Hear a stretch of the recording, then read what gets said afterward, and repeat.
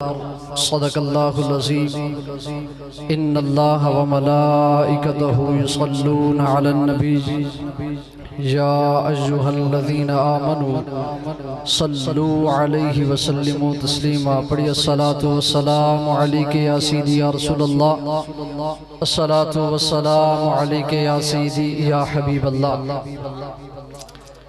مالک کریم نے قرآن مجید برہان رشید میں ارشاد فرمایا انا اعطیناک الکوثر، اے محبوب ہم نے آپ کو کوثر عطا فرمایا ہے۔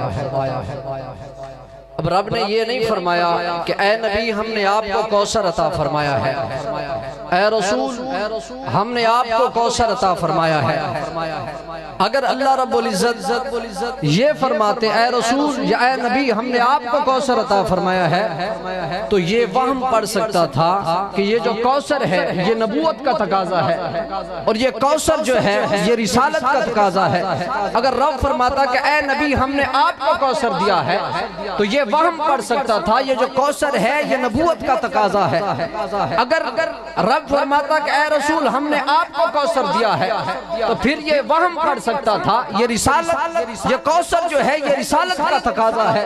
رب نے فرمایا کہ اے محبوب ہم نے آپ کو کوثر دیا ہے تو پتہ چلا جو کوثر ہے یہ نہ نبوت کا تقاضا ہے نہ یہ رسالت کا تقاضا ہے۔ اگر کوثر تقاضا ہے تو یہ ذات مصطفیٰ کا تقاضا ہے۔ اب کوثر ہے کیا؟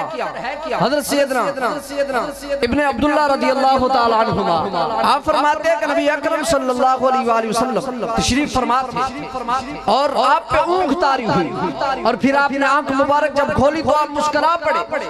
فرمایا کہ اے صحابہ ابھی جبرائیل آیا ہے اور مجھ پہ ایک سورت نازل ہوئی ہے، آپ نے یہ سورت مبارک کی تلاوت کی۔ فرمایا کہ اے صحابہ رب نے مجھے کوثر دی ہے۔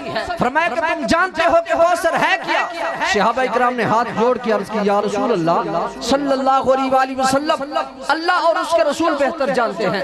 آپ نے فرمایا یہ کوثر جو ہے ایک حوض ہے اور جنت میں رب تعالیٰ نے مجھ سے وعدہ کیا ہے جب کل بروز قیامت میری امت پیاسی ہوگی، افراتفری کا عالم ہوگا، کوئی کسی کا نہیں ہوگا، وہاں میری امت آئے گی اور میں ان کو جام پلاؤں گا۔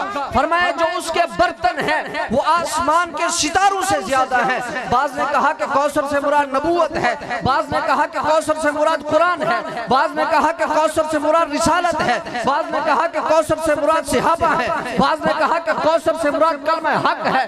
لیکن حضرت سیدنا ابن عباس رضی اللہ تعالیٰ عنہما آپ فرماتے ہیں کہ اللہ رب العزت نے ہر خیر کثیر کو جمع کیا، جمع کر کے اپنے یار کی گود میں رکھا اور گود میں رکھ کے فرمایا انا اعطیناک الکوثر، اے محبوب ہم نے ہر خیر کثیر کا آپ کو مالک بنایا ہے۔ پھر اس کا یوں ترجمہ کریں تو غلط نہیں ہوگا کہ خدا فرما یا محبوبہ زمانے سارے تیرے نے، عرش والے فرش والے دیوانے سارے تیرے نے۔ اب میرے مالک کریم صلی اللہ علیہ وسلم نے فرمایا کہ اے محبوب ہم نے آپ کو کوثر کا مالک بنایا ہے۔ پھر نبی اکرم صلی اللہ علیہ وسلم نے فرمایا انما انا قاسم واللہ یعطی، فرمایا کہ میں ہی بانٹنے والا ہوں، میں ہی تقسیم کرنے والا ہوں اور اللہ رب العزت عطا فرمانے والے ہیں۔ رب فرماتے ہیں کہ ہم نے آپ کو مالک بنایا ہے، رب فرماتے پیارے محبوب فرماتے ہیں کہ میں بانٹنے والا ہوں۔ اب قید نہیں ہے کہ کیا بانٹنے والے ہیں، علم حکمت کیا بانٹنے والے ہیں،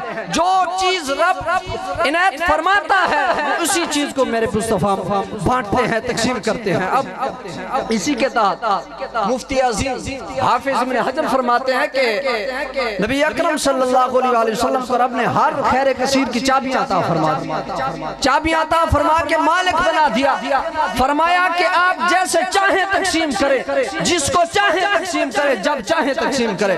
اب مفتی احمد یار خان نعیمی علیہ الرحمہ آپ اسی حدیث سے فرماتے ہیں کہ نبی اکرم صلی اللہ علیہ وسلم کو رب نے فرمایا انما انا قاسم، آپ ہی تقسیم کرنے والے ہیں۔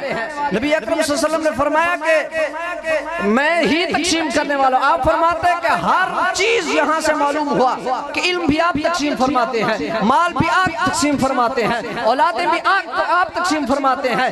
ہر چیز جو ہے عطا فرمانے والا رب ہے، اور تقسیم فرمانے والے میرے پیارے مصطفیٰ ہیں۔ رب تعالیٰ سے دعا ہے کہ یہ میری حاضری اللہ رب العزت اپنی بارگاہ میں قبول فرمائے، اور نہ چاہتے ہوئے زبان سے کوئی غلط کلمہ نکلا ہو تو اللہ رب العزت معافی عطا فرمائے۔